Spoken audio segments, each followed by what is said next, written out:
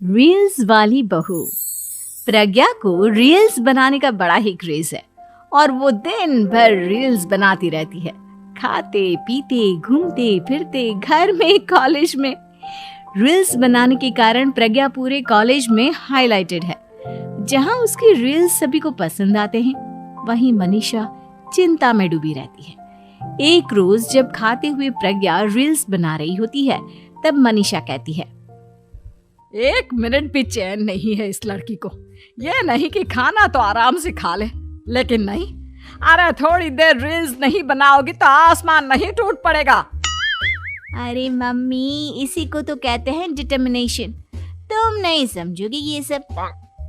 भगवान, इस लड़की को सद्बुद्धि दे। जब देखो तब टेढ़ा बाका मुंह बनाती रहती है। मनीषा की बात का प्रज्ञा पर जरा भी असर नहीं होता और वो खाते खाते रील्स बनाती रहती है। दिन बीतने लगते हैं और देखते देखते प्रज्ञा का कॉलेज भी खत्म हो जाता है। आए दिन कोई ना कोई मनीषा को प्रज्ञा की शादी करवाने का सुझाव दे जाता है। सब ठीक ही कहते हैं, प्रज्ञा की शादी कर देनी चाहिए। अपने घर के काम काज में व्यस्त हो जाएगी तो खुद ही ये रील्स और नाच गाना बंद हो जाएगा। मनीषा और प्रेम प्रज्ञा के लिए एक अच्छा लड़का ढूंढने लगते हैं और तभी विकी का रिश्ता प्रज्ञा के लिए आता है, जिसने प्रज्ञा को उसकी रील्स देखकर पसंद कर लिया था। अगले दिन विकी अपने माता पिता के साथ प्रज्ञा के घर पहुंच जाता है और प्रज्ञा साड़ी पहने हाथों में चाय की ट्रे लिए उनके सामने आती है। जब विकी को पसंद है तो हमें भी बहू पसंद है। बहन जी, आप बारात की तैयारी कीजिए। एक बार लड़का लड़की अकेले में बात कर ले तो अच्छा रहेगा। हाँ हाँ, क्यों नहीं।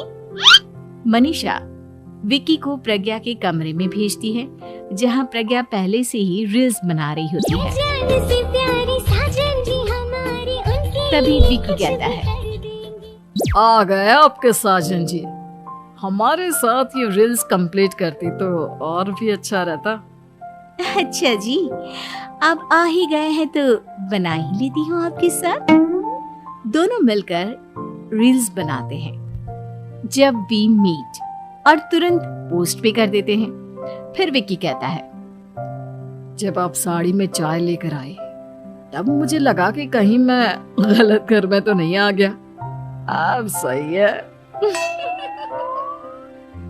दोनों की शादी पक्की हो जाती है और शादी के दिन भी प्रज्ञा रील्स बनाने से चूकती नहीं।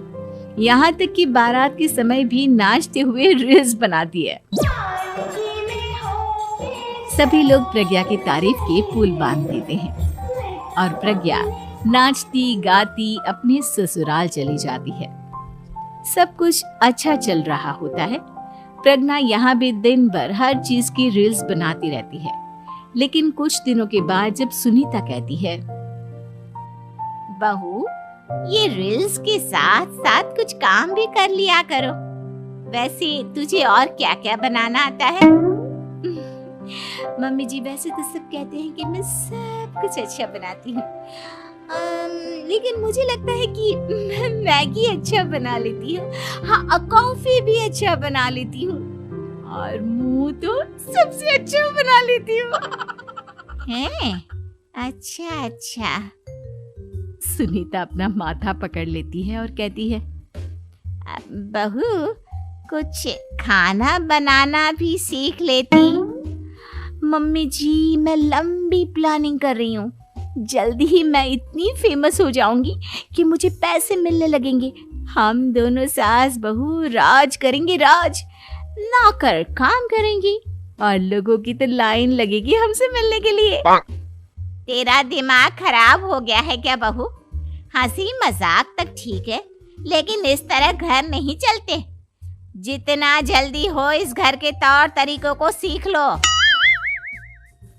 प्रज्ञा मुंह घुमाकर चली जाती है और तुरंत उसी वक्त एक रील बनाती है। ये देख सुनीता का गुस्सा 7वें आसमान पर चला जाता है और विकी के घर आती ही सुनीता उसे सब कुछ बताती है। विक्की भी अब प्रज्ञा की इन हरकतों से परेशान हो जाता है। तुम टेंशन मत लो मम्मा, मैं देख लूंगा। विक्की कमरे में जाता है तो देखता है कि प्रज्ञा रील्स बना रही है। विक्की बड़े ही प्यार से प्रज्ञा से कहता है, प्रज्ञा, इन सब के लिए मैं तुम्हें मना नहीं कर रहा हूँ, लेकिन फिर भी हर वक्त तो ये अच्छा नहीं लगता ना। समझने की कोशिश करो, मुझे भी तुम्हारा थोड़ा वक्त चाहिए। मैं जब ऑफिस से आता हूँ तो मुझे समय देने की जगह इसी में लगे रहते हो। तुम ज्यादा ही सोच रहे हो।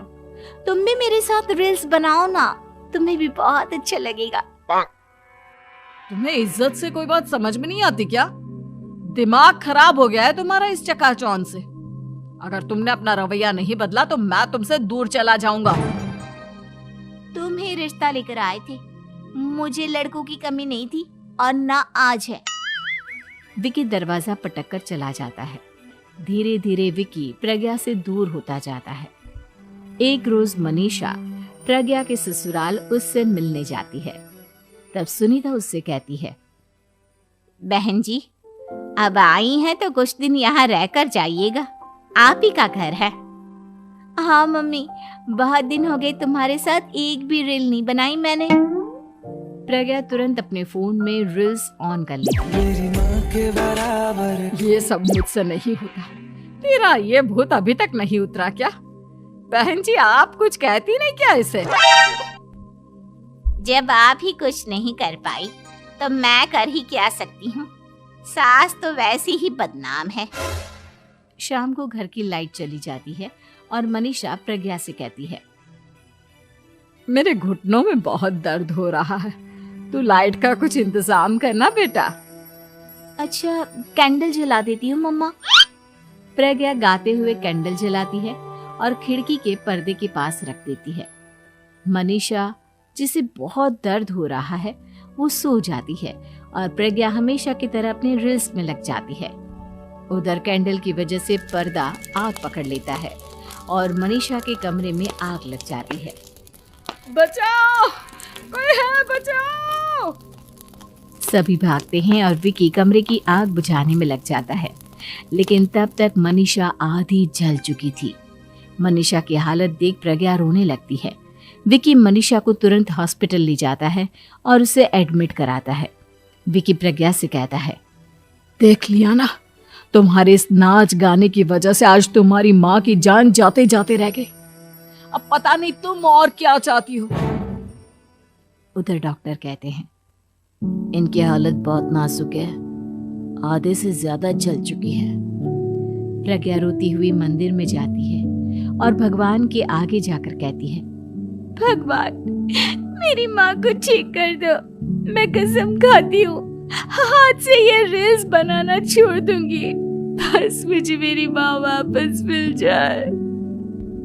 2 दिन बीत जाते हैं और मनीषा खतरे से बाहर आ जाती है।